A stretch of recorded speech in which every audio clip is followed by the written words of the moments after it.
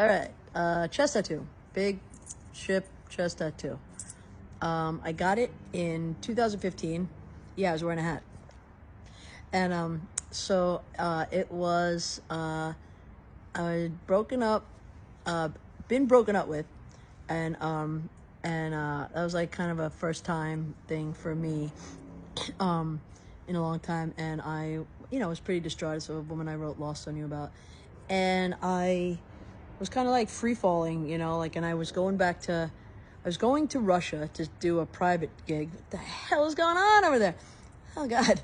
And then I went to, as I was going to Russia, I was super depressed. I see pictures of myself now. I'm like, oh shit. And I was looking at Russian prison tattoos for some reason. And I saw this dude, like this super tatted up sailor guy, or maybe Russian sailor tattoos, something like that. Why prison? I don't fucking know. I think I looked at both. And this guy was a sailor, and he had this big ship on his chest. And I was like, I wanted to get a ship, but I didn't think about getting it on my chest. And I was in such a spot that I was like, yo, I'm about to get that shit on my chest when I go to New York back from Russia.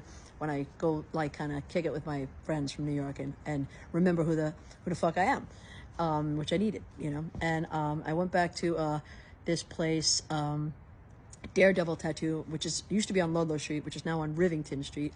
And the main owner is this woman, Michelle. She's a badass, and she's done some other stuff of mine. And I love her. She's a very serious woman, though, in some ways, like when you know her more, she's like very sweet.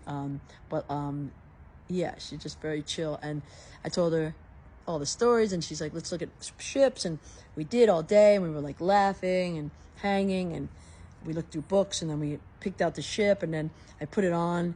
We stenciled it on. I was like, am I crazy, or should it be even bigger? And then we're like, yeah, let's make it bigger. So we made it bigger, drew it all out, and all of a sudden she started, and I just was like, what? It was the most painful experience of my life. And so there was a star on the ceiling for some reason. I don't know. I wasn't even drinking or anything. I don't usually drink during tattoos, except for this one. Again, except for this one, which I got after a show in Moscow, and I was drunk off my ass. And I woke up the next day. I was like, oh God, that tattoo was imprinted in my sheet because I drank, so it bled so much. I was like, oh no. Anyway, back to the ship. She started doing it. It was so painful. And then I kept looking up at this star on the ceiling, for some reason. And I was like, it's the only thing that I would just throw my attention up there and concentrate on the star. And a therapist later told me that's like torture management, like when people are getting beat to death or raped or something. That's what they do. They go outside of their bodies. And I was like, that is brutal. That's a terrible story. And anyway, but that's how I managed the pain of this tattoo. And then and also it should be noted that I was thinking that my artist career was kind of over because I got dropped from Warner Brothers. I was just going to write songs for other people and tour a little bit, put out little indie records.